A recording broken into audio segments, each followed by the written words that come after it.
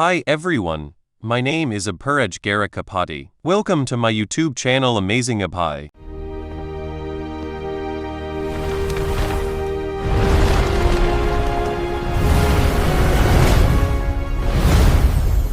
To destroy everything in its path, even if it meant breaking itself in the process. Julius himself embodied destruction and death. The commander then asked Theo what he had learned from Lady Plumblosom's sword. Theo described it as beautiful and flashy. Julius nodded approvingly. Osa's sword represented life itself, like a seed sprouting into a flower. It grew slowly, adapted, endlessly, and continuously expanded until it finally bloomed. Theo had now witnessed two completely different interpretations of martial theory. Seeing him deep in thought, Julius posed another question. Where life and death truly opposite concepts, most people would immediately answer yes. Julius hinted that reality might be much more complicated than that, but spoon-feeding the answer wouldn't be fun. With that, he dispelled his isolation zone and prepared to leave. Before walking away, Julius tossed a book toward Theo. The book contained an extensive written debate between Julius and Lady Osa regarding the principles of the sword. Somehow, Theo had unintentionally become the disciple of both the demon dragon and the sword dragon. The debate itself had taken place shortly after their conversation at the White Dragon Nest. Back then, after finishing the book, Julius had soaked because he realized he wouldn't be able to monopolize Theo's talent anymore. Osa simply wanted what was best for the boy, and Julius couldn't deny that. Theo's talent had already reached a level comparable to the other successor candidates. He was growing at an unprecedented speed, which meant he would inevitably hit a wall sooner than anyone else. This book was meant to help him break through that wall. Even so, Julius couldn't shake one lingering fear. What if Theo eventually became an enemy of the clan? History had shown time and time again that prodigies who grew this quickly often met tragic ends, or still, their teaching sometimes returned as blades pointed against Ragnar itself. After hearing Julius's concerns, Osa concluded that he was the perfect person to safeguard the book and watch over Theo. Once Julius was certain Theo wouldn't be corrupted by greed, he could pass on their teachings. Surprisingly, that day arrived much sooner than expected. Now, the combined insights of the two greatest swordsmen in Ragnar history rested in Theo's hands. Although Theo questioned whether he truly deserved such a priceless gift, Julius had already made his judgment. Deeply grateful, Theo accepted. Looking back, Theo realized that his meteoric rise had only been possible because of the countless people who had helped him unconditionally. Julius had supported him from the very beginning, even during the Rendon incident. Theo silently vowed to repay that kindness someday. Well, as it turned out, there was actually a way for Theo to repay Julius immediately. Unfortunately, it was going to be absolute torture. The demon dragon had been itching for a worthy training partner for quite some time. While the book would teach Theo intellectually, the real lesson would begin now, and it would hurt. Watching from the sidelines, Evelyn quietly looked away in pity. She even locked the training arena from the outside and wrapped chains around the doors while repeatedly apologizing to her young master. The brutal training session continued all night long, without stopping. By sunrise, when Evelyn finally removed the chains and opened the gates, she found Theo looking like he had personally fought an entire war overnight. Julius had definitely gone overboard this time. More importantly, Evelyn had completed another assignment during the night. Deep within the underground detention cells, the captured captain of the defeated Trovan squad remained imprisoned. Even after being crippled, the man refused to reveal anything no matter what torture methods were used. So the cavalry simply left him to rot while Theo prepared an entirely different strategy. Leaning in close, Theo quietly whispered to Evelyn about the chain of events that would soon unfold over the next few days. A few days later, Theo finally paid a visit to the training grounds of the Plum Blossom Palace. As soon as he arrived, he politely greeted Lady Osa Ragnar Plunas, who had been waiting for him. After all, she had already heard that the book she and Julius wrote had greatly helped the young prodigy. Naturally, she wanted to see the results for herself. Without wasting time, Lady Plum Blossom summoned a training sword into her hand. The moment she grasped the blade, the entire training ground was enveloped by the manifestation of her martial theory. Osa wanted to continue teaching Theo about the most fundamental aspects of swordsmanship, the tiny building blocks that people often overlook, despite them being the true roots of the sword. By the end of today's lesson, she hopes to have a deep discussion with Theo about how one could use a sword to nurture and blossom life itself. Before beginning, however, Lady Oso once again formally asked Theo to become her official disciple. But before giving his answer, Theo had a question of his own. He wanted to know whether she was asking as Lady Plum Blossom or as the Heaven Dragon Swordmaster. Oso was genuinely surprised. Very few people even knew about that secret title. That Heaven Dragon sword was an extremely secretive lineage that only ever accepted a single successor at a time. And currently, Oso herself was the sole inheritor. She immediately understood that Theo wanted to know her true intentions, so she answered honestly, there were no schemes, no hidden agendas, and no ulterior motives. From the complete teachings of Plum Blossom Swordsmanship, all the way to the Heaven Dragon sword itself, she simply wanted to pass everything she possessed onto Theo. A short while later, Theo walked out of the training grounds after finally making his decision. As he strolled through the beautiful halls of Plum Blossom Palace, a group of arrogant faction members suddenly surrounded him. Apparently, some of the palace idiots had taken offense to Theo's naturally curt attitude, since rumors had already spread that Theo was being considered as Lady Oso's newest disciple. These self-important seniors demanded respect from him. Theo honestly had no clue what these clowns were barking about. To him, it just looked like a bunch of insecure people desperately trying to protect their fragile egos. Besides, they weren't even his direct superiors, so rank didn't really matter. Unfortunately, these flowery mutts wanted to throw their weight around and flex on Ragnar's rising superstar for some easy clout. What they didn't realize was that Theo had already rejected Lady Oso's offer to become her direct disciple. Truthfully, Theo had been extremely tempted. Becoming the successor to not one, but two priceless sword legacies was an opportunity that almost nobody could refuse. However, he couldn't fully understand why Lady Oso valued him so highly when he had never actually done anything for her. That's when Oso revealed the truth. There was no grand reason behind it. Theo simply reminded her of a young Theo Ragnar. The way Theo looked, acted, and relentlessly pursued his goals mirrored exactly what Kyle had once been like in his youth. Back then, Kyle had constantly chased his dreams and ideals without ever giving up. Every single day had been filled with endless hardships, yet Kyle never bent his principles or surrendered to despair. When Osa looked at Theo, she saw the version of Kyle she had once fallen in love with. How could she possibly sit back and do nothing? After hearing her honest feelings, Theo finally gave his answer. Although her offer was incredibly attractive, he chose to decline. Right now, he already had far too many teachers shaping his path. Julius had taken him under his wing. His senior dragons, Evelyn, Selford, and Aaron guided him constantly. Even his friends and comrades Remington, Holkus, Erica, and the boys from Training Ground 4 had all helped shape the person he had become. Heck, Theo even considered Action and Ed Troven among his teachers, much to Oso's complete disbelief. Despite being his enemies, the hardships they forced upon him had played a huge role in forging the current Theo. His sword was constantly evolving, because of everyone who had either loved him or tried to destroy him. Because of that ever-changing nature, Theo didn't feel worthy of inheriting and preserving a rigid sword tradition. Oso immediately understood.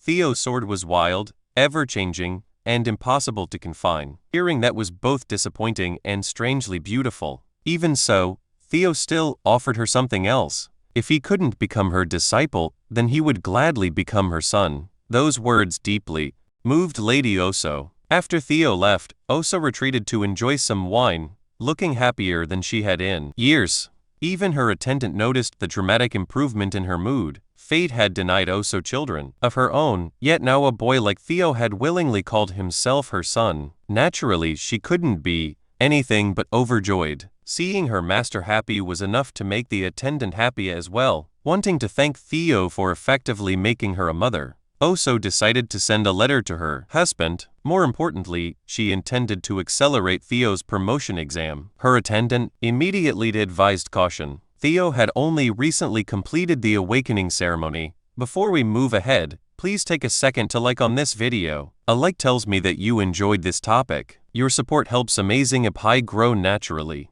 and forcing him into the spotlight even faster would only attract more danger. But Osa wanted exactly that.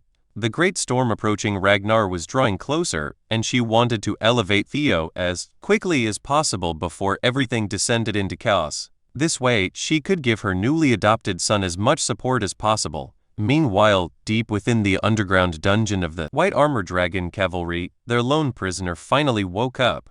The help he had been waiting for had arrived in assassin sent by the Troivens to eliminate all loose ends. Without hesitation, the captured captain willingly exposed his neck, prepared to die in service to the family one final time. However, just as the assassin was about to strike, a violent swordwind exploded through the dungeon. Evelyn burst straight through the ceiling and immediately intercepted the assassin. She had been expecting this exact scenario from the very beginning. This entire setup had been Theo's trap all along. Without the advantage of surprise, the assassin stood absolutely no chance against Evelyn's swordsmanship. The Troivens had completely underestimated her, and now they were about to pay the price. Realizing things had gone south, the assassin desperately searched for an escape route, but Evelyn wasn't letting him leave so easily. Activating a secret technique of the God of Tempest, she unleashed Whirling Squall and trapped him inside a raging storm. Since they were fighting in the confined space of a dungeon,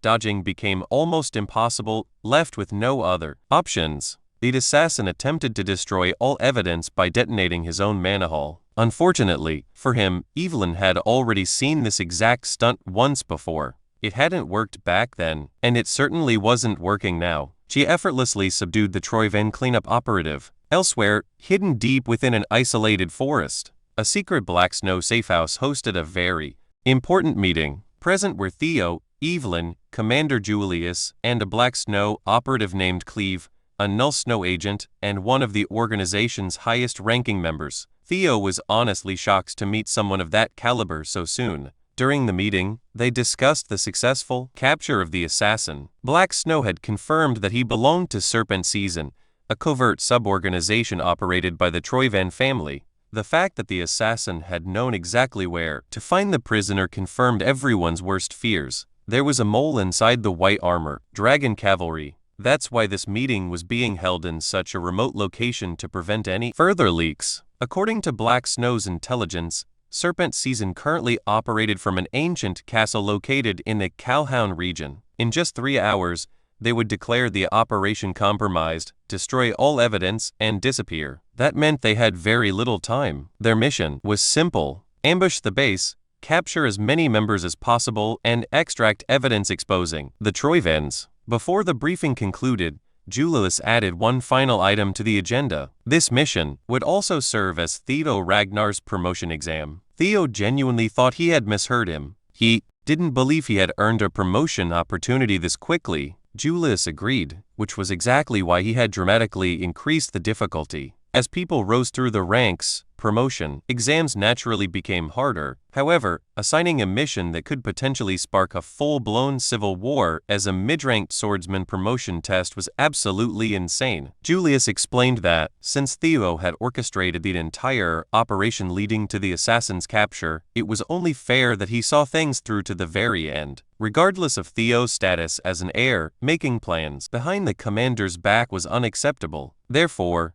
Theo had to complete this mission flawlessly if he wanted his promotion. Julius also reminded him that becoming a mid-rank swordsman would grant him the privilege of undertaking solo missions in the future. With the way events were unfolding, Theo was quickly becoming one of the central figures shaping Ragnar's future. If perfectly timed, the system suddenly activated the fourth scenario quest, presenting Theo with an opportunity to sever the dark ties haunting his previous life. Filled with determination, Theo vowed to uncover the truth, hidden beneath the rotten foundations of the clan, and with that, Operation Snake Cleanup officially began. Because there was a chance a mole had infiltrated the White Armor Dragon Cavalry, the entire operation was kept extremely small. Only 3 people were sent in: Cleve, Theo, and Evelyn. As swordsmen, they held the advantage in direct combat against Serpent Season's assassins, but the enemy heavily outnumbered them. Either way, the mission had to succeed. Meanwhile, inside Serpent Season's headquarters,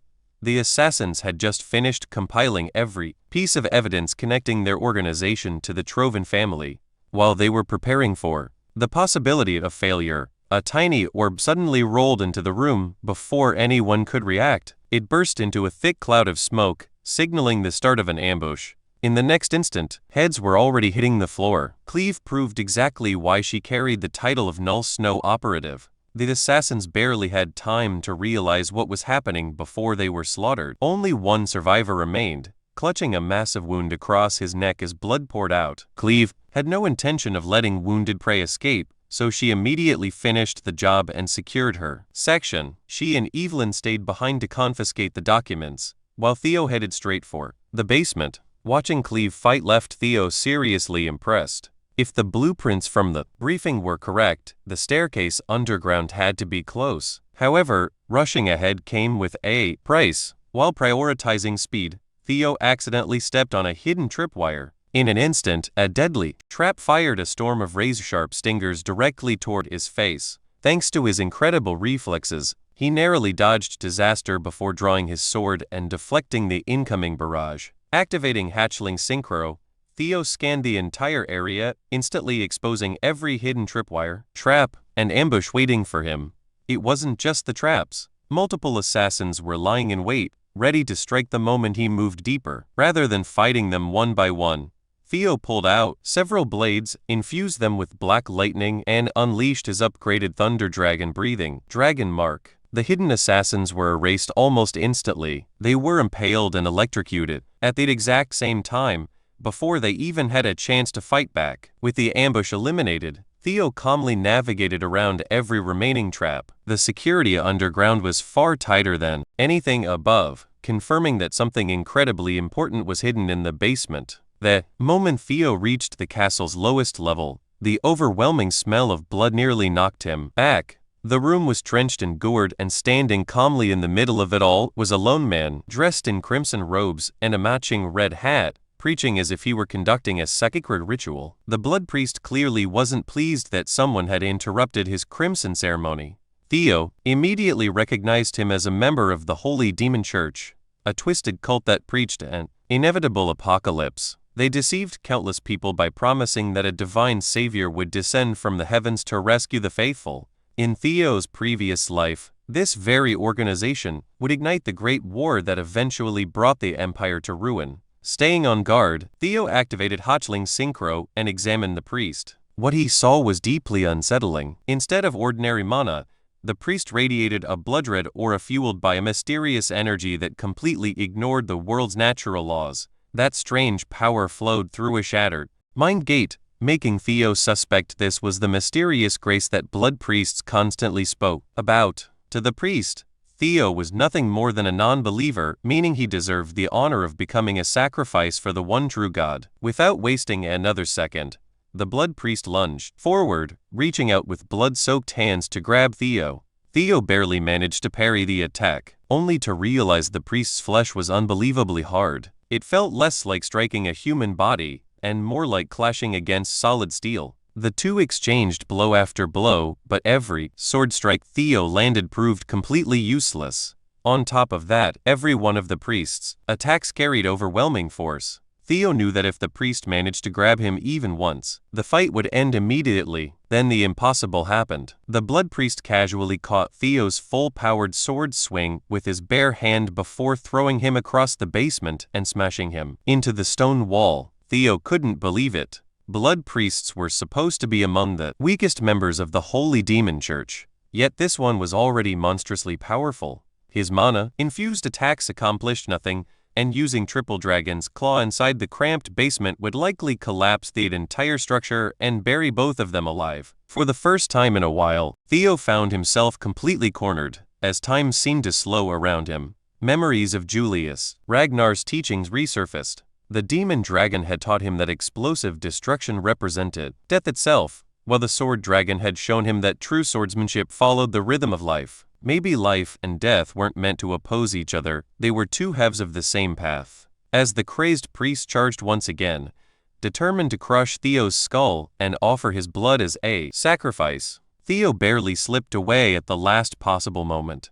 He continued dodging one fatal, attack after another, frustrating the priest with every narrow escape, and somewhere in that desperate dance between life and death, Theo finally experienced a breakthrough in his martial theory. Life and death weren't opposites. They were part of the same cycle. Death marked the end of life, while life itself grew from death. Theo finally realized he had been spreading his power too broadly. Instead of dispersing it, he condensed everything into a single, blinding strike. Confident in his nearly indestructible body, the blood priest didn't even bother dodging. But the moment Theo unleashed his new technique, Dragon Flash, everything changed. The priest laughed, at first thinking it was just another sword swing, then his confidence vanished as the blade. Before we move ahead, please take a second to share on this video. Sharing helps this video reach friends who may also enjoy anime, gaming, travel, cricket, chess, career basics, or personal stories. Your support helps Amazing Abhai grow naturally.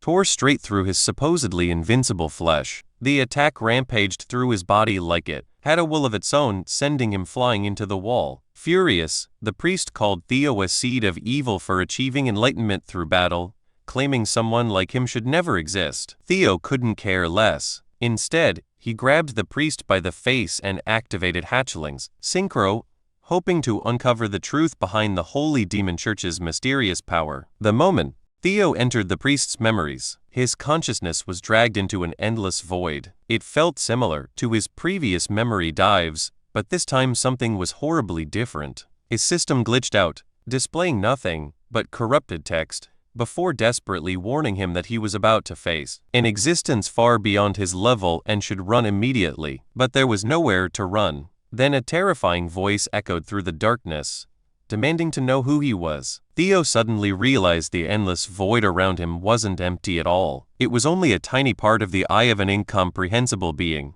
Theo was fucked. He just disturbed the sweet slumber of this universe's final boss.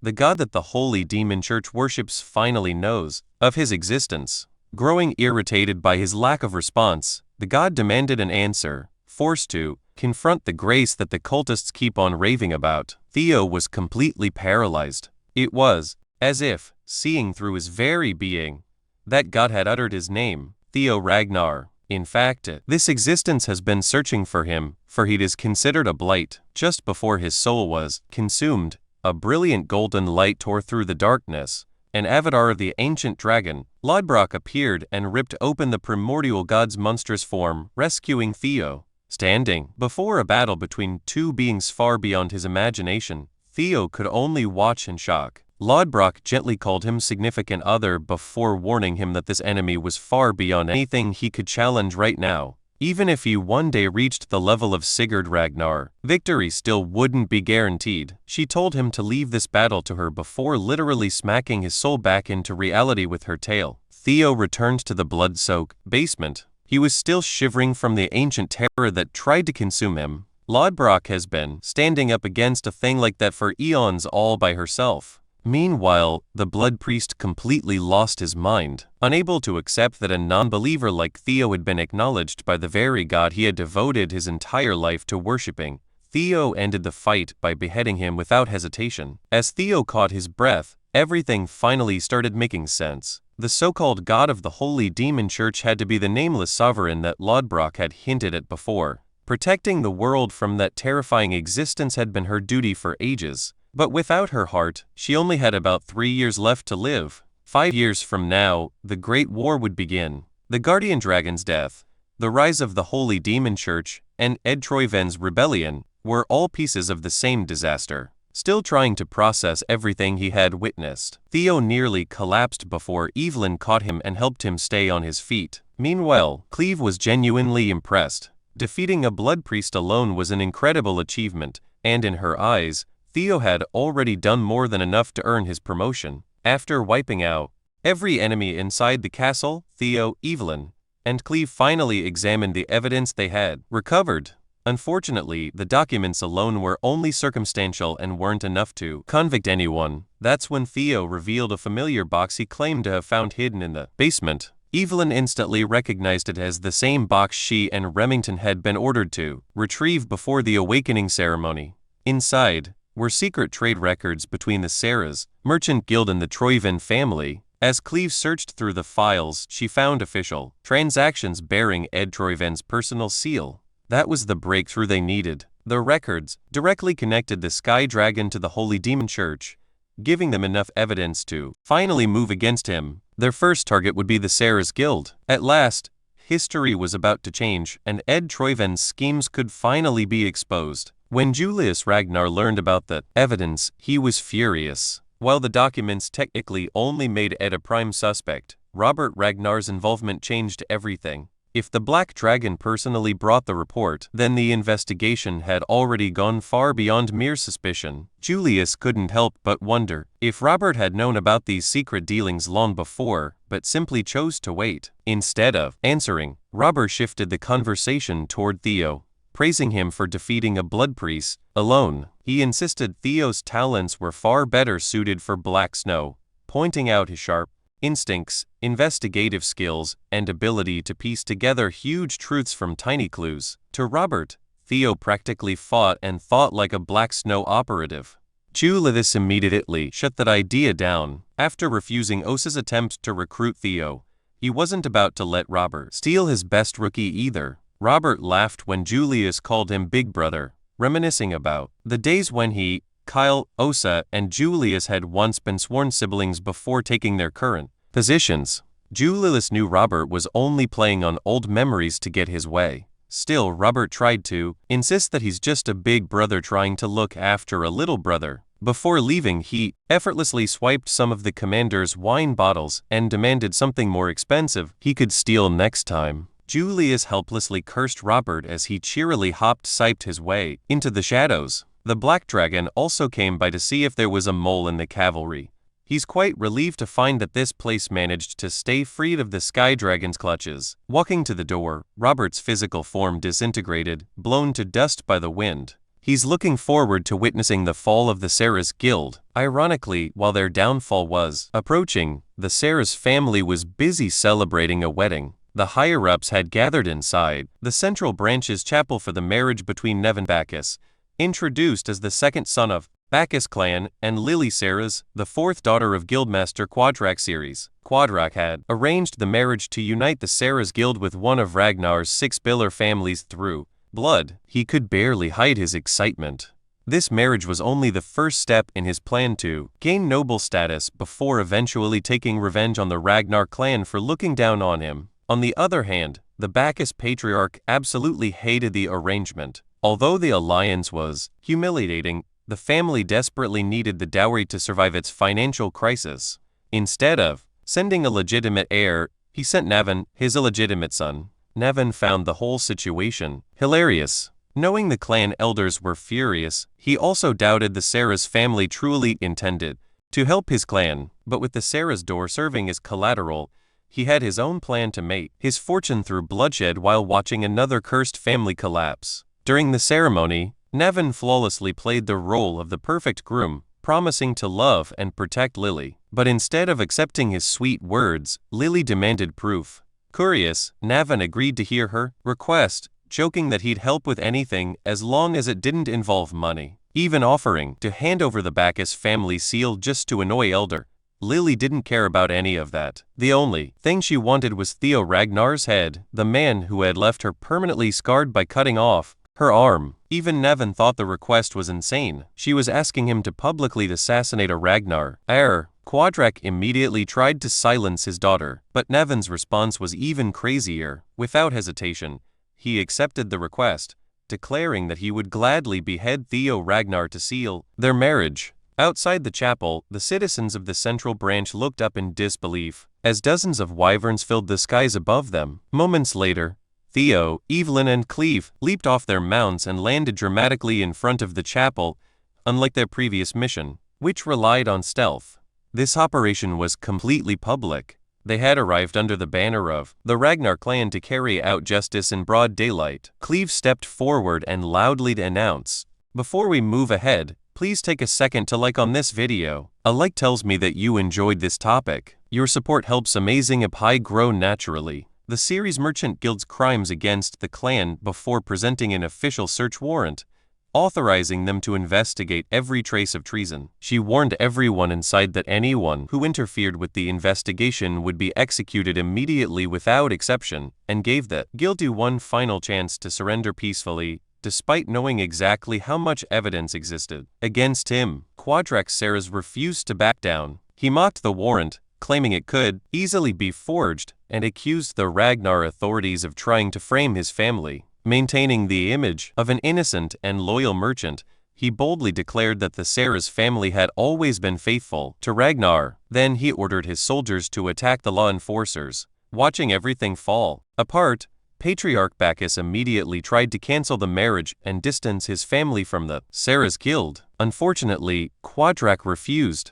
As far as everyone present was concerned, the two families were already bound together by marriage. Believing Ragnar would have sent an entire army, instead of only 3 people, if they truly possessed undeniable evidence, Quadrax decided to gamble everything and used the Bacchus clan's strength to carve out an escape route before the two family heads could continue arguing. Navin Bacchus calmly stepped forward as if he had been waiting for this exact moment. To him, the chaos was nothing more than the perfect opportunity to present his wedding gift. Ignoring every order from Elder, he casually drew his sword before parkering across the rooftops and charging straight toward Ragnar's forces. The moment Nevin chose to fight, the Bacchus clan officially became accomplices to the Ceres family's crimes. Left with no better option, the Bacchus patriarch reluctantly ordered his men to support Navin in battle. At the same time, Theo, Evelyn, and Cleve found themselves surrounded by city guards pointing countless spears at them from every direction. Even then, Cleve remained completely composed. She gave everyone one final warning to move aside before they too would be branded traitors. Just as tensions reached their peak, Navin landed directly between the 3 of them, effortlessly stealing everyone's attention. With a smug grin, he mocked the people of Ragnar for always threatening execution at the first opportunity. Then, without another word, he unleashed a massive circular slash that forced Theo, Evelyn, and Cleve to scatter and defend themselves. The instant Theo saw him fight, he froze. He knew exactly who this man would become. In the future, Nevin Bacchus would earn the terrifying title of Ghost Sword, one of the greatest threats Ragnar would face during the Great War. After marrying into the Seras family, he would fight alongside Ed Troyevin on the front lines and become a force of nature, capable of throwing entire battlefields into chaos. And for reasons Theo still didn't fully understand, Ghost Sword Navin had already decided that Theo Ragnar's head would become his wedding gift. Instead of seeing only danger, Theo immediately realized this encounter was an incredible opportunity. Using knowledge from his previous life, he believed he could completely change Nevin's fate. He told Evelyn and Cleve to continue the investigation while he dealt with the Ghost Sword alone. Evelyn clearly didn't want to leave him behind, but Cleve trusted Theo's judgment. Every second they wasted outside gave the Seras family more time to destroy evidence inside the chapel.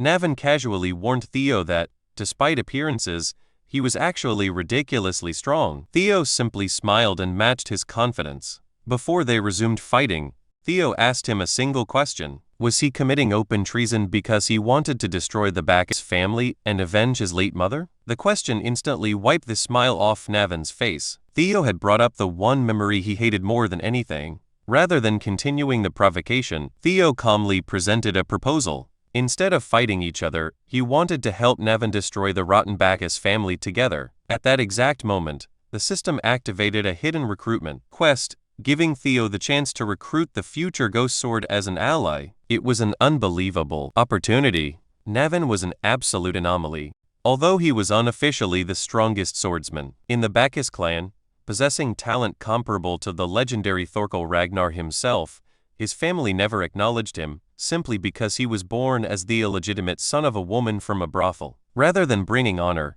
his overwhelming talent only brought endless suffering to his mother until she eventually took her own life. Since then, Navin had lived with nothing except burning hatred for the family that had destroyed everything he cared about. Unfortunately, Theo underestimated just how sensitive that wound still was. The moment his mother was mentioned, Navin exploded with another devastating attack that nearly sent Theo flying. In Navin's eyes, there was absolutely no reason to trust a noble heir he had only just met. As far as he was concerned, The Bacchus family was already doomed, and he fully intended to go down with them. But Theo knew something the ghost sword himself didn't. Nevin's hopeless outlook wasn't driven by hatred alone. It was also because he was suffering from ether fever, a disease caused by a body that couldn't withstand the overwhelming talent it possessed. Had his family treated him properly during the early stages, the illness could have been cured. Instead, they neglected him from the very beginning, leaving him with only about 5 years left to live. Even after hearing Theo expose his past with frightening accuracy,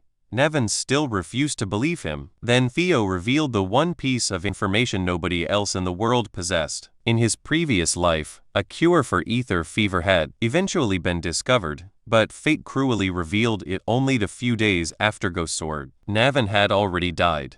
At this point in history, Theo was likely the only living person who even knew such a cure existed. Looking Nevin straight in the eyes, he confidently promised that he could cure the disease completely. The Bacchus family was destined to collapse no matter what happened, but Nevin didn't have to disappear alongside them. If he chose to trust Theo and take his hand, he could survive, build a future that actually meant something, and be remembered not as a traitor or a forgotten illegitimate son, but as a hero who stood beside the Ragnar clan and helped change history. All Theo asked was for Nevin to take one leap of faith. As Theo negotiated with Nevin, Evelyn and Agent Cleve continued pushing toward the chapel. The city guards had already set up defensive barricades and anti-siege weapons to slow them down, but against fighters of their caliber, those defenses were little more than an inconvenience. The only annoying part was constantly deflecting waves of arrows. From a distance, they noticed something unexpected. Theo and Nevin had completely stopped fighting and seemed to be having an actual conversation instead. Cleve was already losing patience.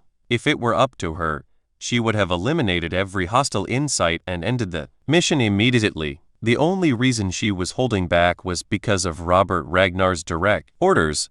The Black Dragon wanted Theo's abilities thoroughly be evaluated for possible recruitment into Black Snow. As a Null Snow operative, Cleve's job wasn't just to fight, it was also to accurately assess the people who could shape Ragnar's future. Before the mission, she had even asked when she would finally be allowed to remove her restraints. Robert's answer was simple. If someone, at the level of a bishop or higher from the Holy Demon Church appeared, she could go all out. Until then, she had to limit herself, even if she hated every second of it. Her biggest complaint wasn't the danger, it was that dragging the mission out any longer might force her to work unpaid. Over time, just as Cleve was getting more irritated, Nevin suddenly landed beside them. Evelyn immediately looked around in panic, worried that something had happened to Theo. Instead, she got the biggest plot twist of the day. Theo and Nevin were no longer enemies. They were allies. Somehow, after talking in the middle of their duel, Theo had actually convinced the future Ghost Sword to switch sides. Nevin even apologized to Evelyn and Cleve for attacking them earlier, saying they were now fighting for the same cause and there was no reason to hold grudges. At the same time, Theo's hidden recruitment quest was officially completed. Nevin wasted no time proving his worth. He launched himself high into the air with a single leap, completely ignoring the city guard's defenses. The soldiers thought they had caught him in midair, but they couldn't have been more wrong. With effortless sword swings, Nevin sliced through rows of anti-siege weapons. As if they were made of paper, anyone standing nearby met the same fate. While carving a bloody path forward, the back of his patriarch desperately yelled at him for betraying his own family. Nevin laughed at the word family. Hearing it from the man who had ruined his life only made him angrier. Without hesitation, he finally did what he had wanted to do for years, and split the patriarch clean in half. If you enjoyed this video, please hit the like button and subscribe to Amazing Up High. Subscribing makes sure you do not miss the next video, and it gives me motivation to keep improving the quality of every upload. Thank you for being here, and I will see you in the next one.